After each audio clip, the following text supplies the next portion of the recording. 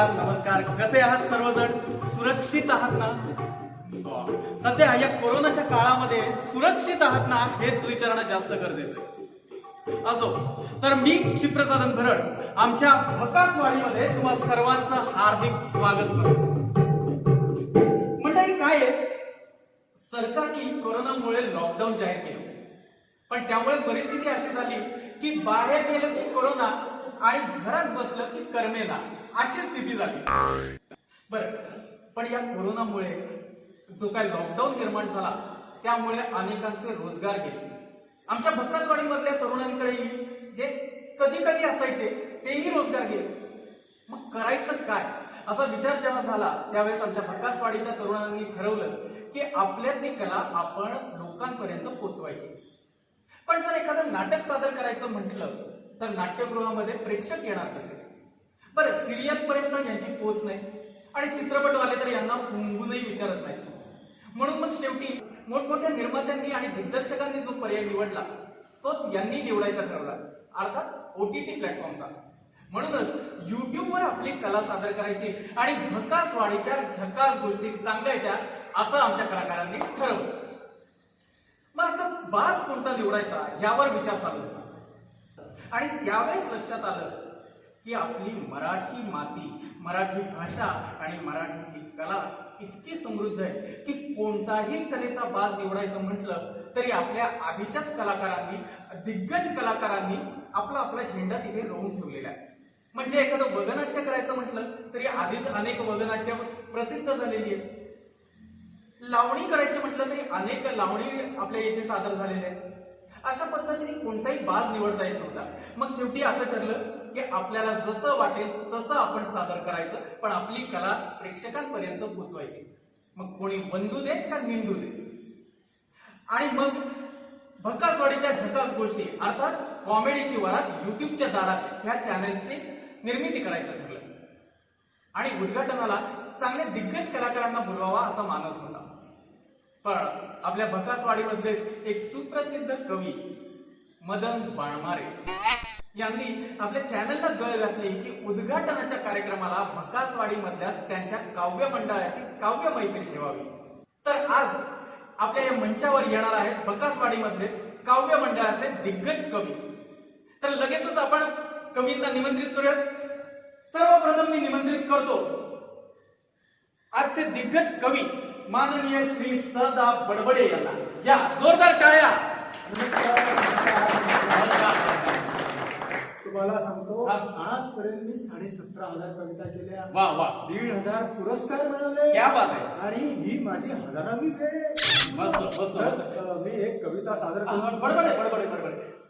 काव्य मैफिलीला अजून वेळ आहे. आधी आपण सगळ्या कवींना बोलवून घेऊया. तुम्ही बसा तोपर्यंत. बरं. धन्यवाद. वा.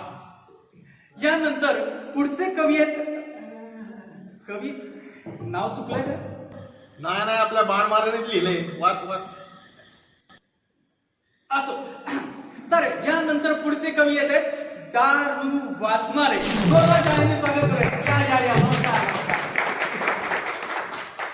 वा, वासमारे साहेब, या मंचावर तुमचं अगदी मनापासून स्वागत. पण मला एक प्रश्न विचारायचा आहे तुम्हाला सुरुवातीला. जसं अनेक मोठमोठ्या कवींनी कविता लिहिताना आपलं टोपण नाव ठेवलंय, तसं तुम्ही दारू वासमारे असं काही टोपण नाव घेतलं? नाही. म्हणजे तुमचं खरं नावच. खरंच हे थोडस काय आहे, हा, माझं नाव दादासाहेब. वा. दादा पण हे, साहेब पण हे. त्या बारामतीवाल्यांनी करायचं काय? मी बोलू का? हा, बोट चुकलं. हो, मी बोलू का? बोलू. हा. तर माझं नाव दादासाहेब. बर. माझ्या वडिलांचं नाव रुस्तुमराव वा वा वा. आणि आमचं आडनाव वासमारे. म्हणून मी दारू वासमारे. पण मी वाघमारे नाव ऐकलं होतं, वासमारे पहिल्यांदाच ऐकलं. त्याची देखील मोठी कथा आहे. अगदी नंतर ऐकूया. त्याचं काय आहे, माझे खापर पंजोबा म्हणजे आजोबांचे आजोबा. तर ते चंदनाच्या पलंगावर झोपायचे. वा वा. आणि मग नंतर ते गावभर फिरायचे, तेव्हा त्यांच्या मार्फत तो चंदनाचा वास गावभर पसरायचा. वा. म्हणून आमचं आडनाव पाडलं वासमारे. आणि म्हणून मी दारू वासमारे. वा वा वा. भलतीच रंजक कथा आहे. या बसा. तुमचं हार्दिक स्वागत. पलंग आहे का विकला? त्या खापर पंजोबाने चुकला. असो, हा भाग एडिट करा नंतर. तर मंडळी, यानंतर आपण बोलूयात आपल्या भकासवाडीमधल्या एकुलत्या एक कवयत्रींना. चौपती सरळकर, जोरदार टाळ्या. नमस्कार नमस्कार. मॅडम, तुम्ही पण आता थोडक्यात तुमच्याबद्दल ओळख सांगा. मी मिसेस पद्मावती तिकडमराव सरळकर. तुमचं स्वतःचं नाव आहे? हो. वा, छान छान. या या या, बसा. या पतीला सरळ करतात वाटतं. तुम्हाला करायचंय? असो मॅडम, बसा बसा. तर मंडळी, यानंतरचे कवी आहेत जरा भिचके. या.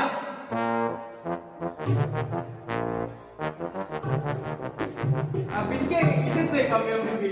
या, तुम्ही सन्माननीय कवी आहात. या, बसा. भिचके इथे आहे तुमच्यासाठी वेगळी. डिस्टन्सिंग नावाचा प्रकार आहे. हा, ठीक आहे, बसा. असो, तर मंडळी, यानंतर जोरदार टाळ्याच्या गजरामध्ये आपण आजच्या या काव्य मैफिलीच्या आयोजकांचं, अर्थात आपल्या कवितांनी कायम बाण मारणारे असे कवी श्री मदन बाणमारे यांचं स्वागत करूया. या बाणमारे, या. नमस्कार बाणमारे. मी आपल्याला विनंती करतो की आलेल्या या सर्व कवींचं आपण स्वागत करावं. कसं असतं ना बाणमारे, की इतर ठिकाणी फुल ना फुलाची पाकळी देऊन स्वागत करतात, पण आपलं एकतर हे चॅनल नवीन, त्यातून भकासवाडी मधलं, त्यामुळे आपल्याकडे फुल नाही पण फुलाची दांडी आहे. त्यामुळे फुलाची दांडी देऊन आपण सगळ्यांचं स्वागत करावं. आणि हा, द्या. आता ही द्यायची हातात. हात लावा मॅडम, लांबूनच, सोशल डिस्टन्सिंग. फोटो काढले. आज परत द्या, पुढच्या कार्यक्रमाला लागेल. धन्यवाद. वा, तर जोरदार असं स्वागत झालेलं आहे. एकदा जोरदार टाळ्या सर्व आपल्या कवींसाठी. बाणमारे सर, आपण प्रस्तावना करावी अशी मी आपल्याला विनंती करतो. नमस्कार मंडळी, नमस्कार नमस्कार. राम राम. अध्यक्ष महाशय आणि इथे जमलेल्या माझ्या कामचुका मित्रांनो. बसा बसा बसा. कामसू म्हणायचंय त्यांना, आहे ना ते कामसू. कामसू. तर आज आपण इथे कविता सादर करणार आहोत, तर त्याचा आपण आनंद घेऊ. आणि फॉर्मला हे बोल बाबा झाला माझा. झाली. असो, वा वा वा, उत्तमरित्या आपण प्रस्तावना सादर केली. तर आपण लगेचच आता काव्य मैफिलीला हात घालूयात, म्हणजे सुरुवात करूयात. म्हणजे बोलण्याची पद्धत असते ती. हा, तर सर्वप्रथम मी या ठिकाणी निमंत्रित करतो सदा बडबडे यांना. या बडबडे, आपली कविता सादर करा. आज या ठिकाणी मला आपण कविता सादर करायची संधी दिली, तर माझे मित्र मदनराव बाणमारे यांचे मी खूप खूप आभार मानतो. आणि काय असतं माहिती का, कवितेत कविता ही माणसाची जान असते, कविता ही माणसाची सखी असते. आणि कविता म्हणजे माणसात. बडबड नंतर करा, आधी कविता सादर करा. मदनराव कुठून आणला याला? मलाच अहो, अख्ख्या कार्यक्रमामध्ये तेच बोलताय. तुम्ही आपली तुमची कविता सादर करा. असं आहे का? बरं. ठीक आहे ठीक आहे. तर मंडळी, माझ्या कवितेचं शीर्षक आहे रंग लॉकडाऊनचे. रंग लॉकडाऊनचे.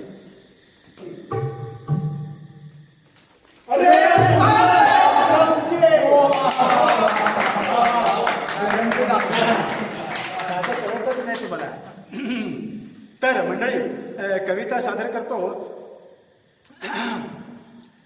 लॉकडाऊन एकची मस्त मस्त गंमत सांगतो भाई. लॉकडाऊन एकची मस्त मस्त गंमत सांगतो भाई. तुम्ही हे करू शकत नाही आणि तेही करू शकत नाही. लॉकडाऊन दोनची तर कथाच वेगळी आहे भाई. आता तुम्ही हे करू शकता पण ते करू शकत नाही. लॉकडाऊन तिसरा सांगे बाहेर पडायची करू नका भाई. लॉकडाऊन तिसरा सांगे बाहेर पडायची करू नका भाई. तुम्ही ते करू शकता पण हे करू शकत नाही. ऐका लॉकडाऊन चौथा. घरात बसून झालाय तुमचा चौथा पण घरातल्या लक्ष्मी समोरच आपटा तुम्ही आता तुमचा माथा चौथा माथा यमक आहे वा वा वा नीट ऐका आता तुम्ही हे करू शकता आणि तेही करू शकता पण ते आणि हे करू शकत नाही आला लॉकडाऊन पाचवा कळेना कोणाला काही बाहेर पडायचे तर सगळ्यांनाच झाली घाई आता हे करा ते करा काय करायचं ते करा कारण आम्ही आता काहीच करू शकत नाही करोनापासून बचाव करत जगायची करा तयारी ठाई ठाई वा वा वा या उत्स्फूर्त प्रतिसादाबद्दल अजून एक कविता सुचली. बरोबर पहिल्या राऊंड होऊ द्या सगळ्यांचा मग विचार करू या बसा धन्यवाद आपण उत्तमरित्या कविता सादर केली मंडळी अत्यंत ठाई अशी कविता सादर झालेली आहे मंडळी तुमचं माहित नाही पण बकासवाडीमध्ये मात्र खरंच हीच परिस्थिती आहे जेव्हापासून लॉकडाऊन जाहीर झालंय तेव्हापासून कोणत्या लॉकडाऊन मध्ये काय करायचं आणि काय करायचं नाही हेच इथल्या नागरिकांना कळत नाहीये आणि हीच जनतेच्या मनातली जी भावना आहे ती बडबड यांनी आपल्या समोर सादर केली एकदा जोरदार टाळ्या तर मंडळी कार्यक्रमात यानंतर आपण कवी श्री दारू वासमारे यांच्या कवितेचा आस्वाद घेऊया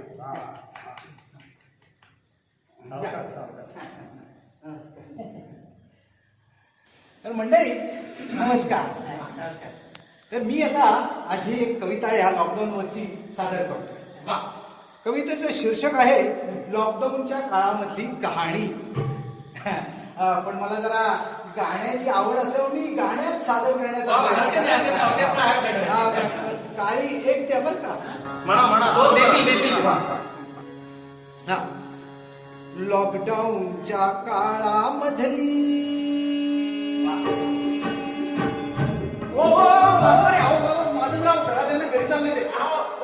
सॉरी अहो ते काय जरा सूर लागला ना त्या नादात फारच लागेल कविता घेतो हा लॉकडाऊनच्या काळामधली ऐका जरा कहाणी संयम ठेवला एवढ्या नुसतंच पिले पाणी संयम ठेवला एवढ्या नुसतेच पिले पाणी राजा बदला बंदच राहतील पार आता रे सारे राजा बदला बंदच राहतील पार आता रे सारे ठाऊक मजला पणा तुम्ही रे थोडा धीर धरा रे वाली आमचा कृषिक पुण्याला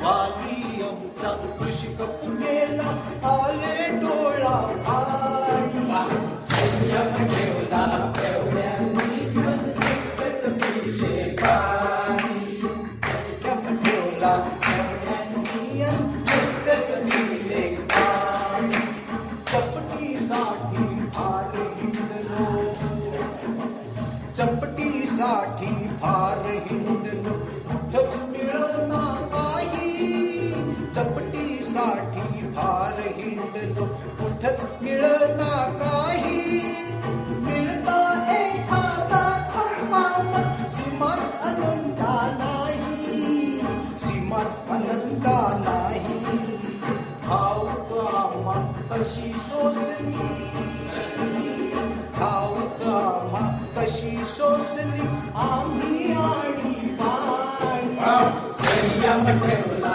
एवढ्यांनी नुसतंच पिले पाणी संयम ठेवला एवढ्यांनी नुसतंच पिले पाणी सारच बंद करोना पायी महसूल नाही काही सारच बंद करोना पायी महसूल नाही काही उघडा दुकाने वचन देतो शिस्त मोडणार नाही शिस्त मोडणार नाही कशी जातली अर्थव्यवस्था कशी जातली अर्थव्यवस्था बघा हो केली संयम ठेवला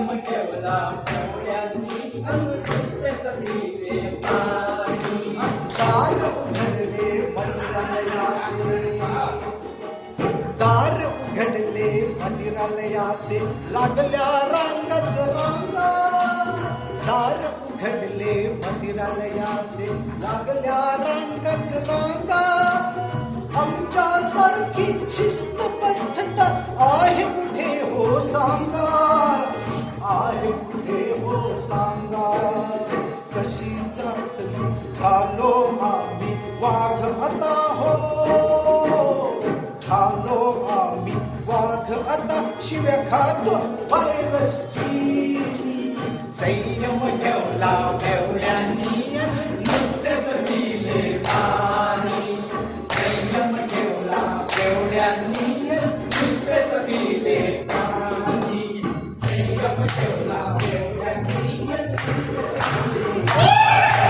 संयम ठेवला